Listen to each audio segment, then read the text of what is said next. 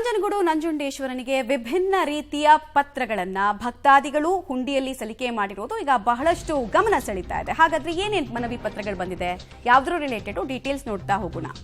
ಒಂದೊಂದು ಪತ್ರ ಕೂಡ ಬಹಳ ವಿಭಿನ್ನವಾಗಿದೆ. ದರ್ಶನಕ್ಕೆ ಬರುವಂತಹ ಭಕ್ತರಿಗೆ ಮೂಲಭೂತ ಸೌಕರ್ಯವನ್ನ ಒದಗಿಸುವಂತೆ ಮನವಿಯನ್ನ ಮಾಡಿಕೊಂಡಿದ್ದಾರೆ. ದೇವಸ್ಥಾನದಲ್ಲಿ ಬಡವರ ವಾಸ್ತವ್ಯಕ್ಕೆ ವ್ಯವಸ್ಥೆ ಇಲ್ಲ, ಕಪಿಲಾ ನದಿಯ ದಡದಲ್ಲಿ ಬಟ್ಟೆ ಬದಲಾಯಿಸೋಕೆ ಜಾಗ ಇಲ್ಲ ಅಂತ ತಮಗಾದ ಇನ್ಕನ್ವೀನಿಯನ್ಸ್ ಬಗ್ಗೆ ಹೇಳ್ಕೊಂಡಿದ್ದಾರೆ. ಬಡ ಭಕ್ತರಿಗೆ ಸರಿಯಾದ ಪ್ರಸಾದವನ್ನ ಕೂಡ ಕೊಡ್ತಾ ಇಲ್ಲ ಅಂತ ಹೇಳಿದ್ದಾರೆ.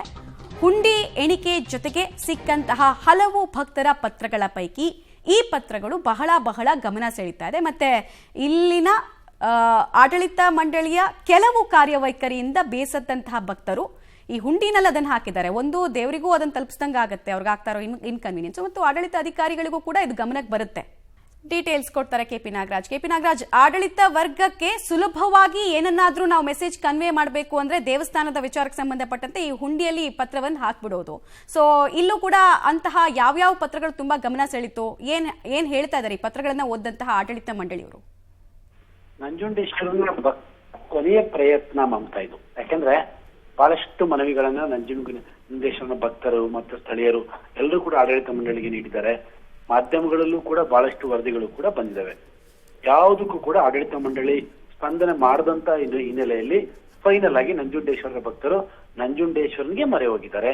ಅಂದ್ರೆ ಹುಂಡಿಗೆ ಹಣ ಹಾಕುವಂತ ಸಂದರ್ಭದಲ್ಲೇ ತಮ್ಮ ಮನವಿ ಪತ್ರವನ್ನು ಕೂಡ ಸಲ್ಲಿಕೆಯನ್ನು ಮಾಡಿರುವಂತಹದ್ದು. ಯಾಕಂದ್ರೆ ನಂಜುಂಡೇಶ್ವರನ ಸನ್ನಿಧಾನದಲ್ಲಿ ಈ ರೀತಿಯಾಗಿ ಮೂಲಭೂತ ಸೌಕರ್ಯಗಳ ಬಹಳ ದೊಡ್ಡ ಕೊರತೆ ಇದೆ. ಆದ್ರೆ 2 ತಿಂಗಳಿಗೊಮ್ಮೆ ಕೋಟ್ಯಾಂತರ ರೂಪಾಯಿ ಹಣ ಈ ಹುಂಡಿಯಲ್ಲಿ ಶೇಖರಣೆ ಆಗ್ತಾ ಇದೆ. ಇಷ್ಟಿದ್ರೂ ಕೂಡ ಅಲ್ಲಿಯ ಮೂಲಭೂತ ಸೌಕರ್ಯಗಳ ಅಭಿವೃದ್ಧಿ ವಿಚಾರದಲ್ಲಿ ದೊಡ್ಡ ಮಟ್ಟದ ನಿರ್ಲಕ್ಷ್ಯ ಅಂತೂ ಕಂಡು ಬರ್ತಾ ಇರುವಂತಹ ಕಾರಣವಾಗಿನೇ ಭಕ್ತರು ಈ ರೀತಿಯಾಗಿ ಸಾಲು ಪತ್ರಗಳನ್ನ ಬರೆದಿರುವಂತಹದ್ದು.